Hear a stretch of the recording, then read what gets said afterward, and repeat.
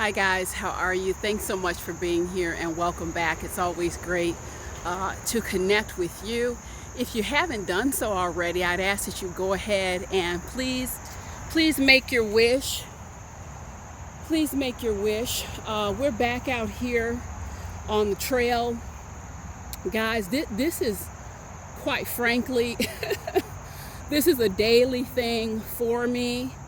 I love it. You guys are worth it, and I am worth it. This is a channel that checks the boxes. Get into it with me, guys.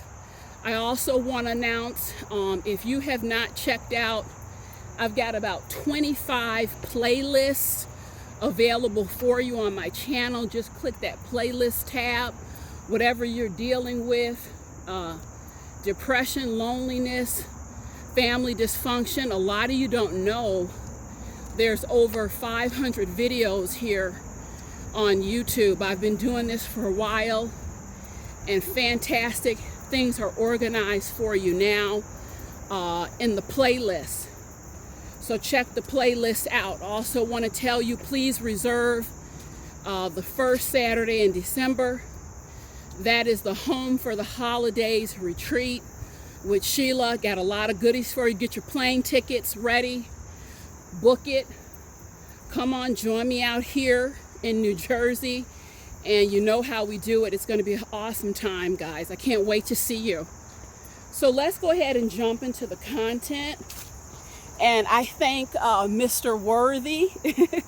We're going to go ahead and call him Mr. Worthy for today's content. He asked me, said, Sheila, I'm struggling in the area of self-worth.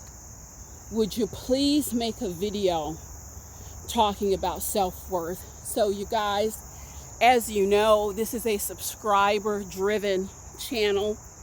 I'm always responding to you. So, Mr. Worthy, yes, I would love to support you in your quest for personal growth and development. And what I want to say about feelings of self-worth, self-esteem, confidence, they're really all in the same category. Self-worth flows from the ability to observe yourself, to actually see yourself as worthy, involved in worthy pursuits, knowing that you add value to this planet. And there's a second step there, is validating those observations. The problem, as I see it, with a lot of folks who don't feel worthy, that confidence is not there, those high levels of self-esteem. And you guys, I'm not pointing fingers at anyone, believe me. I do this work. If you go back and watch all my videos, I share a lot with you guys. Doggone it, I struggled in those areas of self-esteem and self-worth mightily. These were not little tiny struggles. These were the struggles of my life. You know, and I really was at a loss as to just how to turn it around. And not because most people will, you can access thoughts of self-esteem and confidence and self-worth. You can access that through your intellect. I'm not talking about accessing it through your intellect. I'm talking about feeling it, actually feeling it within your soul. And quite frankly, that's just two very different things, two very different vibrations. So, Mr. Worthy, I want to share my experience and some things that I did for myself to really come into greater and greater feelings of self-worth and self-esteem, which in turn led me to make better life choices. It also served to attract people of a like vibration, a higher vibration in my life. And the reason that is so important is because the people who feel The self-worth is not there. The self-esteem is not there. The reason why they make poor choices and poor decisions that are not in their best interest, it's because, look, I don't think much of myself. And if you don't think much of yourself, it's really like an open door. It really is like an open door that kind of swings both ways. Energies and people come in, come out. It's an excellent way to allow yourself to be walked on. I've worked with so many folks over the years, and I can tell you, story of this woman comes to mind. She was in her mid-30s, and she said, Sheila, what I don't understand, intellectually, I know these men that I keep getting involved with, they break dates. They don't do what they say they're going to do. I don't feel good when I'm with them. These are not people that I'm proud for my parents to meet. It's very lackluster. I've done things inside of these relationships that I'm not proud of. And what I really don't understand is with me knowing all of this, I keep ending up in the same, different face, same situation again and again. Guys, why? Because she had access, she knows it intellectually, but she does not feel it. She does not feel it. So the things that I want to share with you today is putting you in a position where you can actually feel that self-worth and that self-esteem flowing through your veins. It will drive every single decision that you make. It really dictates how you feel about yourself driving in your car, walking in the park, whatever the case may be. Let me share a story with you. And this was a huge moment for me. You may, as I shared, you may say, well, that's kind of a small moment, but you guys, it's actually the small moments that lead to these watershed victories. I had come to the conclusion after just a series of nonsensical, ridiculous relationships. I can't even express it. There was a few crazy friendships in there, a few, and I use the term romantic very loosely. There was degradation of some form mixed into all of these, and I just decided, you know what? We are living in an age, and this was a very conscious decision. I'm like, everything else in my life that has been worthwhile, I've had to roll up my sleeves and learn how to do it. I had assist from Google, search engine, books, but so much of my life I've had to roll up my sleeves and just methodically learn how to do things. And I just consciously decided, you know what? This whole piece about self-esteem and self-worth, it can't be much different because I'm seeing people knock the ball out of the park. I want to be one of those people. I'm going to be one of those people. So I rolled up my sleeves, started doing a lot of research, just reading different techniques, and some really awesome information that I came across was actually the power, the combination power of observing yourself in moments where you are being good to yourself, where you are making strong contributions to the world, to other people, and not just letting yourself go through the motions, but actually very consciously observing that. And as I said at the top of the video, and then stopping to validate.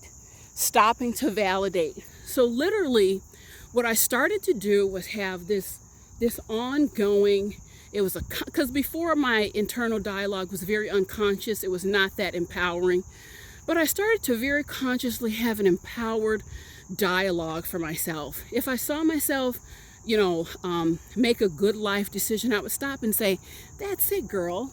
Very nice. Very nice. Let's keep going with that. I was giving myself a lot of validation. That was a boost for me. And you guys, something happened over time. There was really a cumulative effect, and I didn't realize it, but what I was doing was reprogramming. I was reprogramming my mentality, my mindset, how I thought and how I felt about myself, because growing up, I didn't have a lot of models for high self-worth and high self-esteem, and there just wasn't, how could I best describe this for you? There's people who grow up and they are conditioned. They are sent powerful messages about their value, self-worth, very much loved, but not on a surface level, loved deeply. And that can really create a spark in the momentum for someone to just go on early on and just powerfully, you know what, I know I have the self-worth. It's been there early on. That was not my situation at all. So as I came of age and realized, wow, that's really a missing piece. That was a missing link for me. I don't say it's necessary from the start for you to knock the ball out of the park, but if you missed it, what is necessary is that you come to that realization and you go back and you do that reparenting work and you do that reprogramming work. And in many cases, I think you can be at an advantage when you do the reparenting, reprogramming yourself, because you can really create a customized program that specifically suits your needs and what you're trying to do. So anyway, back to my story, without even knowing it, I had started this very deep, very conscious work of reparenting myself, infusing yummy, good messages, paying attention to my value in this world based on who I am, my kindness, my contributions. I saw that. Just things like getting up, going to work out. Yeah, girl, look at you. Amazing. You're taking care of yourself. You're taking care of yourself, Sheila, because you're worth something. The value is there. And so much just flowed from this cumulative effect. And here was my watershed moment. This was the moment I was like, yes, all this work really pays off. I had gone to a gathering, and about an hour or so into it, and I realized that the hostess, for reasons that would become clear to me later, the hostess had gone out of her way to very intentionally, what she did isn't so important now, but me and another friend who were there, she basically slighted us and excluded us from a part of the evening. She had also made just some off-color comments, off-color remarks, and I excused myself to the restroom, had a bit of a conversation with myself, and you know what, guys, normally before this moment I would have felt kind of compelled, well, don't want to be rude, I'm going to kind of suck it up, not sure what's going on here, and just make it through the night. But I decided to excuse myself from the gathering. I left, I went home, got a call the next day from the hostess. She said, yeah, I noticed you left early. What was that about? And I said, you know what? I really didn't feel welcome. I didn't feel welcome in your home. And I gave her the specific reasons why.